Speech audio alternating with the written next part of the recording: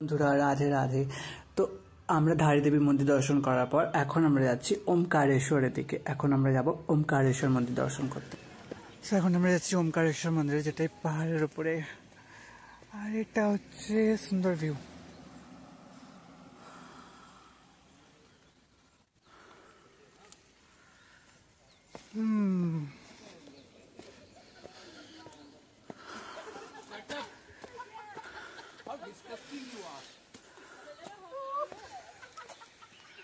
চলো, ধারা দেবী ঘোরা হয়ে গেছে, তারপরে ভাগীরথী संगम घोरा হয়ে গেছে, এখন ओमकारेश्वर। इधर से ना भैया?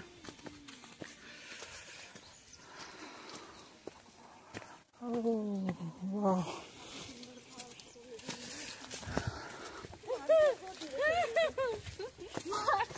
मेरी अच्छी नहीं आई।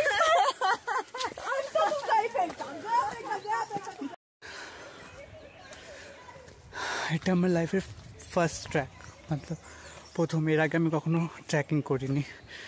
সেই অনুযায়ী যা ভিউ, ওয়াও, বলার মতো নয়। মানে আমি এক্সপেক্ট করিনি কি এত ভালো ভিউ হবে। ওইখানে আমাদের বাস দাঁড়িয়ে, আর আমরা এখন যাচ্ছি। ওয়াও, হে গোবিন্দ, রাধারানীর কৃপা আছে, নাহলে এত সুন্দর মৌসুম। আমি ভাবছিলাম হয়তো গরম হবে, কারণ এমন সময় দিল্লিতে যা গরম, সেরকম উত্তরাখণ্ডে এখন তো ঠান্ডা লাগছে আমার এখানে।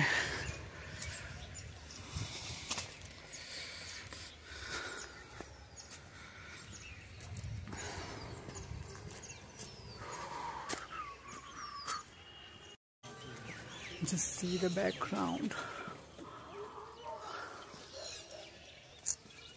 It's more than beautiful.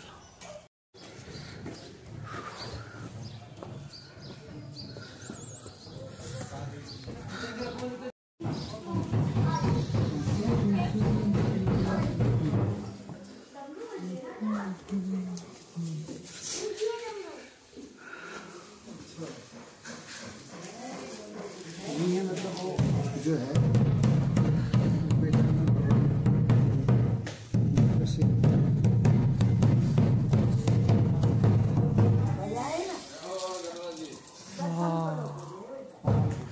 কি সুন্দর দেখতে মন্দিরটা।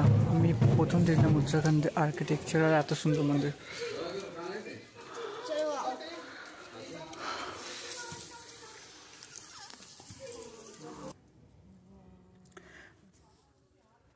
সো এটা হচ্ছে ওমকারেশ্বর মন্দির। অ্যাকচুয়ালি আমি হচ্ছে ডাবল লাকি। আমাদের গাইড যেটা বললেন এই মাত্র, যে 6 মাস যখন কেদারনাথ আর বদ্রীনাথের পার্ট বন্ধ হয়ে যায়, তখন কেদারনাথ আর বদ্রীনাথকে ওই মন্দির থেকে, কারণ 6 মাস বরফ পড়ে অনেক, বন্ধ হয়ে যায়, তাই 6 মাসের সেবা, গরম শীতকালের সেবা এখানে হয়, ওমকারেশ্বরের মন্দিরে হয় কেদারনাথ আর বদ্রীনাথের সেবা। তো আমরা ভেতরে গিয়ে দেখলাম, আর যিনি ছিলেন ব্রাহ্মণ, উনি আমাদের সমস্ত কিছু ঘুরিয়ে দেখালেন আর বললেনও। ছোট্ট মন্দির, কিন্তু ওর ভেতরেই সমস্ত কিছু রাখা আছে। আর শুধু তাই নয়, তার সাথে মন্দিরের পাশে একটা ছোট্ট মতো ঘর আছে, তার ভেতরে পালকি রাখা আছে, যেখানে কেদারনাথ ভগবানকে বসিয়ে বা বদ্রীনাথ ভগবানকে বসিয়ে এখান থেকে মন্দির পর্যন্ত আবার নিয়ে যাওয়া হবে 6 মাস পর। তো 6 মাস পরও নয়, মানে আমি তো এখন এসেছি, আসছে মাসে নিয়ে যাওয়া হবে, 8-10 তারিখ নাগাদ ওরা বললো। তো একই সাথে আমার কেদারনাথ আর বদ্রীনাথ দুটো জায়গায় দর্শন করা হয়ে গেল, তার সাথে ওমকারেশ্বর দর্শন করা হয়ে গেল। তো আমি ভাবিনি যেটা হতে পারবে কখনো। আমি কেদারনাথের প্ল্যান করিনি, বাট ভগবানের যেমন ইচ্ছা। তো I am just lucky, beyond lucky যাকে বলা যায়। তো আর এই মন্দিরটা সত্যি খুবই সুন্দর। আমি প্রথমবার এরকম কোনো উত্তরাখণ্ডের কোনো মন্দির দেখলাম, বা এত পুরনো কোনো শিব মন্দির দেখলাম। সেদিক থেকে তো আমি বলবো আমার পুরো ট্রিপটা এখনই সাকসেসফুল হয়ে গেছে, কারণ না চাইতে কেদারনাথ আর বদ্রীনাথের দর্শন হয়ে গেছে, এটাই হচ্ছে কথা। আর এখন আমরা আবার চললাম আমাদের বেস ক্যাম্পের দিকে। আজকে রাতটা আমরা ওখানে কাটাবো, জঙ্গলের মাঝখানে পুরো।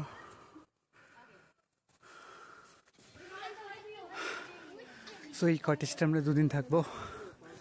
আজকে রাত্রিটা আর কালকে রাত্রিটা। কালকে সকাল ভোরবেলা হলে আমরা ট্রেকিং শুরু করে দেবো, আই থিঙ্ক 5টা 5:30 নাগাদই। তারপরে পুরো দিনটা ওখানে থেকে সন্ধ্যেবেলা আবার এখানে চলে আসবো, এসে পরশুদিন সকালবেলা আবার বেরিয়ে কাছে পিঠে একটু ঘুরে তারপরে আমি আবার বেরিয়ে পড়বো। এটা হচ্ছে আমার কটেজ, যেটা আজকে আমি 2 দিন থাকবো। ভেতর দেখাচ্ছি, ভেতর দিয়েও ভালো দেখতে।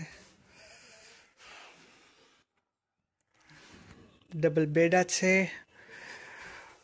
ওয়াশরুমও ভালো দিয়েছে, গিজার আছে, অ্যাটাচ টয়লেট, সমস্ত কিছু, পাখাও আছে, আর বাইরের ভিউটাও ভালো।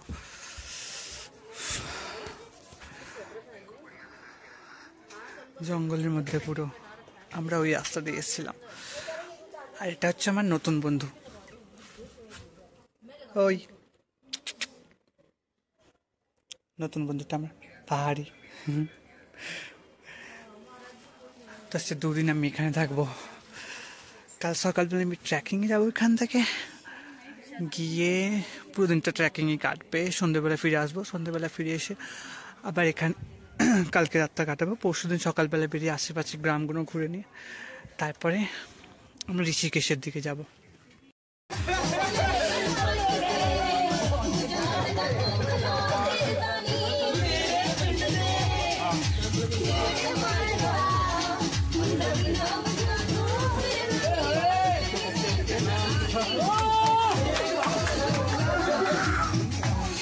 ये हमारा बेस कैंप। कल रात को हम तुंगनाथ के बेस कैंप पे आए थे। ये है किचन और ये है प्यारा सा गांव उत्तराखंड में।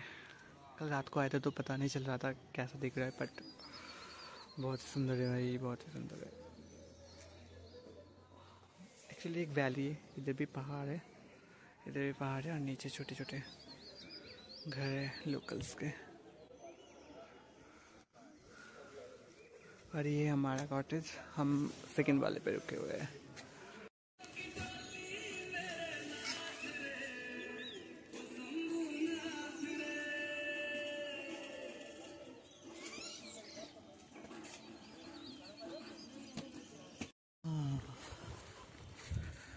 সো এটা হচ্ছে সেই রাস্তাটা, কালকে এই অন্ধকার রাস্তাটা দিয়ে আমাদের আসতে হয়েছিল।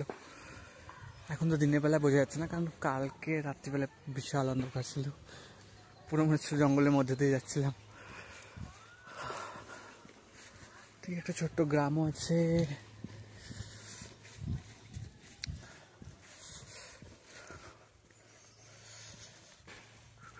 হয়ে যাবে কি আমরা সবাই রেডি ট্রেকিং এর জন্য, আমাদের পুরো গ্রুপটা রেডি। আর আমাদের বাসের টায়ার খারাপ হয়ে গেছে, তো সবাই এখন ওয়েট করছে টায়ার চেঞ্জ হবে, তারপরে আমরা বেরোবো। ভাবলাম তাড়াতাড়ি যাব, কিন্তু আনপ্ল্যান ছিল, কারোর হাতে নেই। যাক, তাড়াতাড়ি চেঞ্জ হয়ে গেলে তাড়াতাড়ি পৌঁছে যাবো, তারপরে আবার স্টার্ট করতে হবে